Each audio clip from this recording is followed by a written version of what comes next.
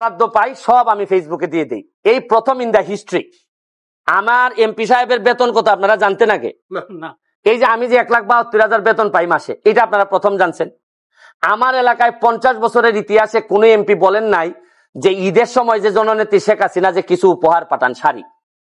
এখন 500-700 শাড়ি পাঠাইছেন উনি। তা এই এমপি সাহেব কি দেখছেন যে ঘরে ঘরে গিয়া কি কেউ শাড়ি দেয়? না। শাড়িটা কি করেন উনি বন্টন করে দেন যে সাবধান, কোন শাড়ি বিক্রি করা যাবে না, তুমি গরিব দেখে দেখে তুমি মানুষকে দিবা।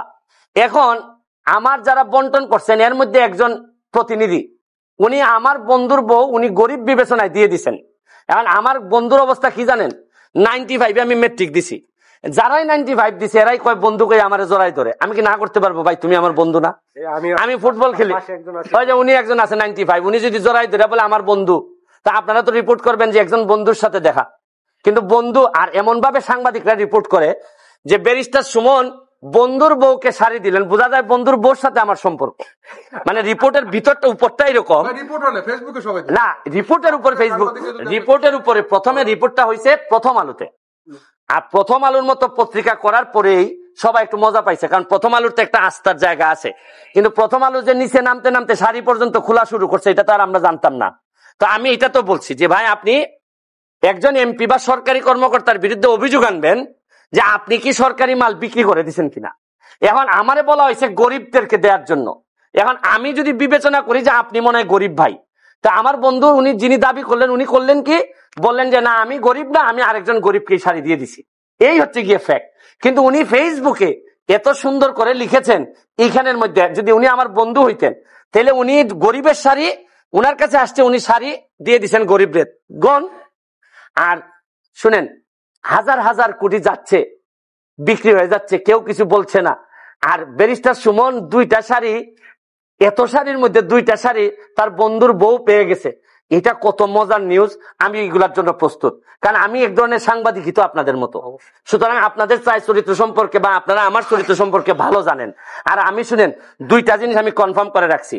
একটা হচ্ছে কি, ব্যারিস্টার সুমন যতদিন এমপি আছে তার পরিবার এবং সে কোনো সম্পদের মালিক হবে না। এবং আমি আমার গ্রিন কার্ড, আমেরিকান যে আমার সাথে টাই গ্রিন কার্ড ছিল, এইটাও আমি জমা দিয়ে আসছি।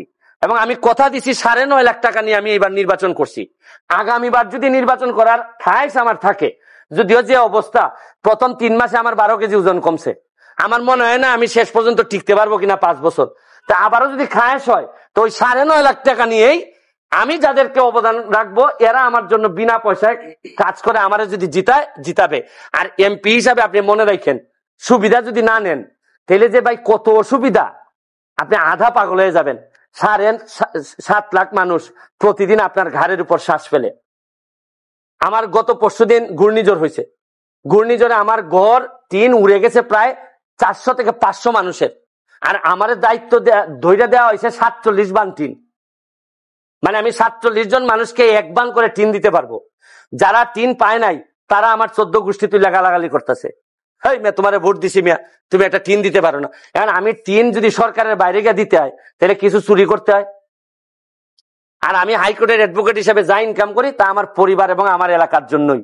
আর নাইলে তো আমার গম চাল বেচতে হবে, আর বলতে হবে যে আমি এমপি সাহেব আসেন কিছু কথা টথা বলি। তো এইগুলা বললে তো আবার আপনারা সব রেডি,